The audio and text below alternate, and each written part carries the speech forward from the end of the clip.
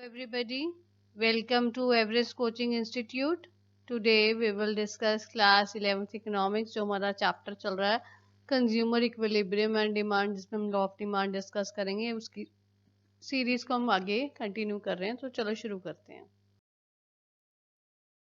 अब बारी आती है बेटा एक्सटेंशन ऑफ डिमांड और इंक्रीज इन डिमांड। हमने डिस्कस किया, उसमें डिफरेंस आ जाता है एग्जाम में, तो वो देखते हैं कैसे अटेम्प्ट करना है। अब देखो, extension of demand and increase in demand, ये दोनों की दोनों जो है इनमें डिमांड ही बढ़ रही है, बट इनमें मेन डिफरेंस क्या है? एक्सटेंशन ऑफ डिमांड में it is caused by change in own price of the product. Product के खुद के प्राइस के कारण जो है डिमांड हमारी बढ़ती है, चेंज आती है जब। और इंक्रीज इन डिमांड में क्या होता है कि उसमें डिमांड बढ़ती है किसी कारण, इसमें प्राइस कुछ चेंज नहीं हो रहा, प्राइस वहीं का वहीं रह रहा है, पर जो अदर फैक्टर्स हैं जैसे change in fashion, taste and preference, वो उन सबको ऊपर जो चेंज आएगा उसके कारण आपके जो है प्राइस, प्रोडक्ट जो है आपका, उसकी डिमांड बढ़ती है, पर प्राइस उसका चेंज नहीं होता है। ये मेन रीजन है। फर्स्ट रीजन ये है, इट इज एक्सटेंशन में it is caused by change in own price of the product, and increase in demand is caused by change in determinants other than the price, own price of the product. ठीक है। Second आ जाएगा, extension of demand is movement along the demand curve. Movement along the demand curve means इसमें price change हो रहा है, तो demand curve वही demand curve रहेगा, उसमें ही ऊपर नीचे बन जाएगा आपका इक्विलिब्रियम पॉइंट।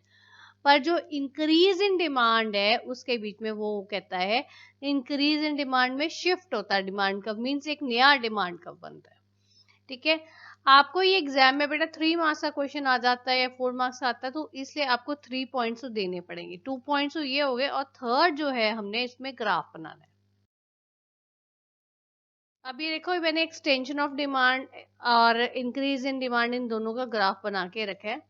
जो ये देखो, एक्स एक्सेस पे आपकी क्वांटिटी शो ही जा रही है दोनों में, और वाई एक्सेस पे प्राइस शो हो रहा है। इसमें देखो, ओरिजिनल प्राइस पहले हमारा P2 था, एक्सटेंशन ऑफ डिमांड में देख रहे हैं। जब प्राइस OP2 था तो प्राइस ज्यादा था, क्वांटिटी हमारी कम डिमांड हो रही थी, OQ1। ठीक है। फिर due to change in price of own product, price खुद के ही प्रोडक्ट के प्राइस में गिरावट आ गई, कुछ कारण प्राइस कम हो गया। जब प्राइस कम हुआ तो क्या हुआ, उसकी डिमांड बढ़ गई। जब प्राइस P2 से P1 शिफ्ट हुआ, तो आपकी जो क्वांटिटी डिमांडेड थी वो Q2 से Q1 पे शिफ्ट हो गई, ये बढ़ गई। ये एरोज जो लगाई हैं, ये शो से इतना प्राइस हमारा कम हुआ तो इतनी हमारी डिमांड बढ़ गई, राइट। तो इतनी डिमांड बढ़ गई, तो हमारा डिमांड का तो देखो वही रहा ना, उसमें तो कुछ नहीं, पहला इक्विलिब्रियम पॉइंट B था, अब हमारा A आ गया, तो ये आपका एक्सटेंशन ऑफ डिमांड है, कि वही डिमांड कर्व है, movement along the demand curve कहते हैं इसको हम, कि एक्सटेंशन ऑफ डिमांड जो है आपकी चेंज इन प्राइस के कारण हो रहा है, तो ये movement along the demand curve है। ठीक है। और जो आपकी इंक्रीज इन डिमांड है, उसमें भी डिमांड बढ़ रही है। अब उसमें डिमांड बढ़ रही है, प्राइस नहीं फर्क फर्क पड़ता प्राइस की, इसलिए एक ही प्राइस दिखाया गया P, इतना ही प्राइस है। पहले हमारी OQ1 क्वांटिटी डिमांड हो रही थी, और अब हमारी OQ2 डिमांड हो रही है, अपने आप बढ़ गई डिमांड। ये शो करता है कि सिर्फ डिमांड बढ़ी है, प्राइस, ये एरो ये शो करती है कि डिमांड बढ़ी है, प्राइस नहीं बढ़ा। अब कल्ली डिमांड बढ़ी है, प्राइस नहीं बढ़ा, उसी कारण हमारा न्यू डिमांड कब बन गया। पहले DD डिमांड कब था, जब इक्विलिब्रियम पॉइंट A था, और जब आपकी डिमांड बढ़ गई तो उसके कारण हमारा जो डिमांड का राइटवर्ड शिफ्ट हो गया, जिसको हम D1 कहते हैं। दैट ये एरो शो करती है इंक्रीज इन डिमांड।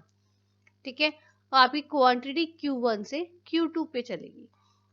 ये आपको ये दिखा रहा है कि देखो, दोनों आपके ग्राफ्स अलग अलग हैं, ये movement along the demand curve आ रहा है, एक ही डिमांड कर्व बनना है इसमें, और ये शिफ्ट इन डिमांड कर्व है। ठीक है। ये एग्जाम में क्वेश्चन आ जाता है, इसको ध्यान से कर लेना।